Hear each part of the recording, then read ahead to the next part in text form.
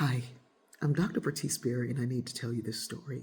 It's kind of difficult to tell. It's not a difficult story, it's just a little bit difficult to tell. Yeah, I think you'll see why. Anyway, I had just checked into a hotel in a small town where there weren't many Black people. That became apparent to me. I was walking around to the elevator to my room. There was a young man mopping the floor, probably in his 20s, early 20s. And it became apparent that he had learning differences. He looked up and saw me, and his eyes got big. He was like, "Oh," and I said, "Hi," and he said, "Are you African?" And I said, "Yes, and indigenous, and there's some Irish in there." And he just stared at me, and then he said, "I had a favorite teacher, and she was African too, and she had a big afro, and she was the nicest person. She was so nice to me. She was the nicest person to me." And I stood there with that. And I said, "I hope you feel my niceness too." And he smiled. And I got in the elevator and I went to my room.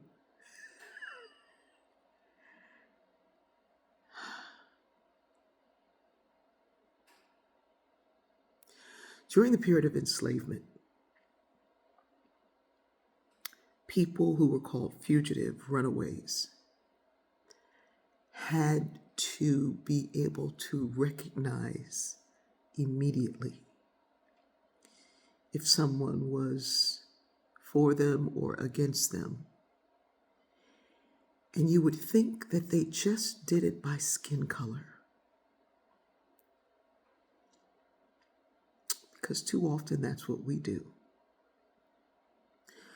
But they knew that there were people who were abolitionists who would be the same race of those who were trying to enslave them, the trackers, the folks who could get a bounty for bringing them back in, which is where bounty hunters comes from. They had to be able to see, to smell, to sense, this is a friend.